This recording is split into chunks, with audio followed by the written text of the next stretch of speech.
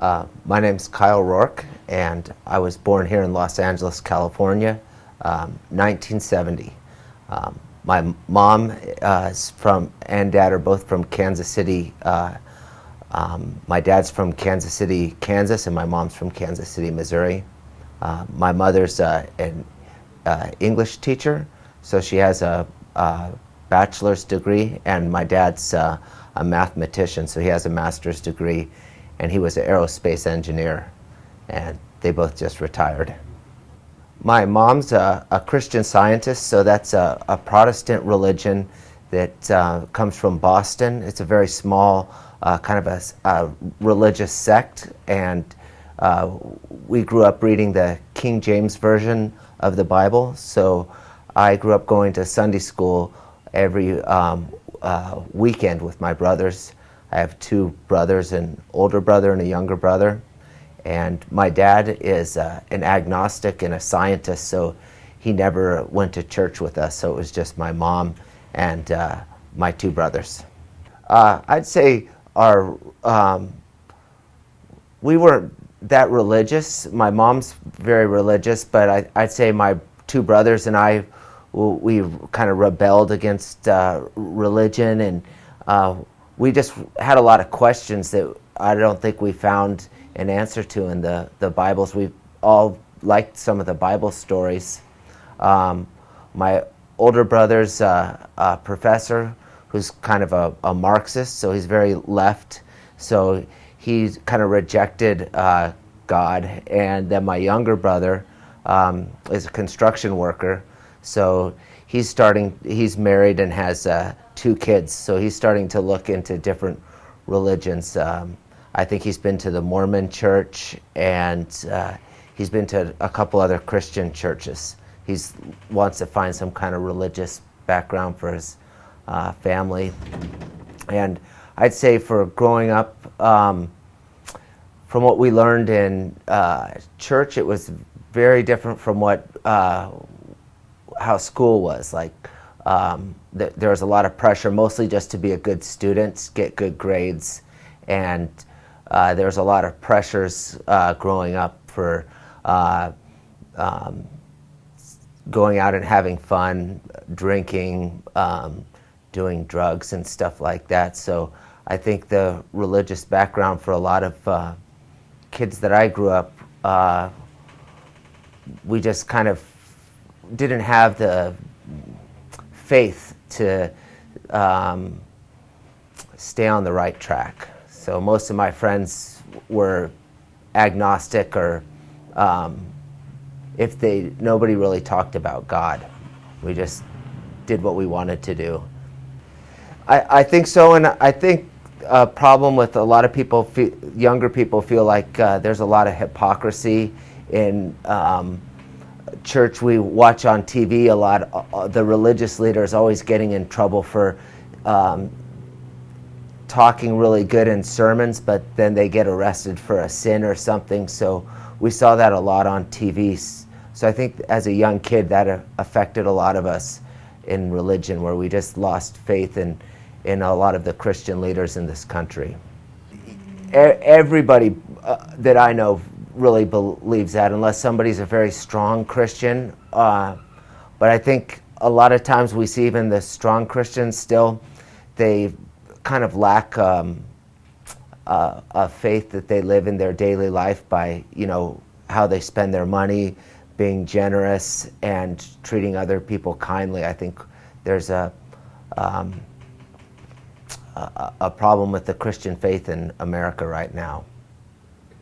Mostly good memories. I think my parents were very good people and tried to show me the right ways. I was just never a very good student, so I got in trouble a lot, and I don't think my parents really were able to help me with school, and most of the time I got average to poor grades. The first 10 years of my life, I grew up in a La Cañada, and it was pretty much a pure white neighborhood. We didn't have, the only minorities were Asians, so I kind of remember that there was a city right next to me that was Pasadena, and they had a lot more, it was pretty much African American, and I remember they were going to integrate the schools, and I remember on TV seeing a lot of white parents yelling at little black kids on the bus, and that had an effect on me. So when I was about 3rd and 4th grade, I went to a private school, and that was a little bit more mixed, where we did have more minorities. So it was the first time I went to school with African American kids. So I felt good being able to make friends with people from outside of my own race. And then we moved from La Cañada down here to Palos Verdes, and the schools up where I grew up are very challenging, and most of the parents have a lot of money and a lot of education, so there's a lot of pressure to study hard, and if you're not good in sports or school, you kind of fall into the wrong group. And I started listening to rock and roll and hanging out with friends, and I grew my hair long, and so that was my lifestyle. I didn't really care about school, and I was looking probably to get out and go into the military was my idea by the time I got into high school. Bad memories in school, I don't have too many. I did go to kind of a special school where you could go to school part-time, and I got into lifting weights. So I started to exercise a lot. So I did get a skill before I joined the military. I learned how to weight lift, and that was the best experience I had. I had a weightlifting teacher that spent a lot of time with me. While I was in high school, a friend of mine joined the Army in 1988, so I went and saw an Army recruiter and then also a United States Marine recruiter. So I decided to join the Marines in 1989, and I went down to San Diego in 1989, and when I got out, the Berlin Wall fell down, and the military invaded Panama. So while I was in my training, I watched all this, and right as I was a new Marine, the first Iraq War broke out with Kuwait, so that had a big effect on me. I was in Japan during the time, but almost everybody I knew went over and had to fight in Kuwait, and I was 20 years old and 21 during the war. During which war?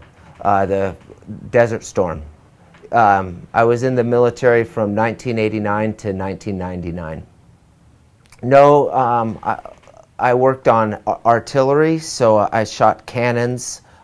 We're right behind the infantry, so the Marines' job is to be the first to go into battle. So like if we land on a beach, we'll go from the ship. Japan? I was in Japan, Hawaii, and Kentucky. And in Kentucky, I was switched over into the Army, and I was in helicopter warfare. So I flew in helicopters and shot cannons again. What's the meaning of shot cannons? What's that? A howitzer, it's a big gun that takes about 5 to 7 guys to fire. So you work together as a team, firing like maybe 4 miles away. So you don't see the target. You load a big bomb in the cannon, and you shoot it kind of like a rocket. Ah, I see, I understand. You don't see the target, but... Right. They call it indirect fire. Indirect fire. What was your mission in that? I was... What's your duty? I was the second, like a sergeant. So I had one boss, and then I was in charge of 5 guys. So I had to make sure everybody did their job. I also drove the truck too. So I also worked on the radios. You worked there for 4 years? 9 years. 9 years you worked. Why you abandoned that job? I ended up having some trouble, so I left early. I had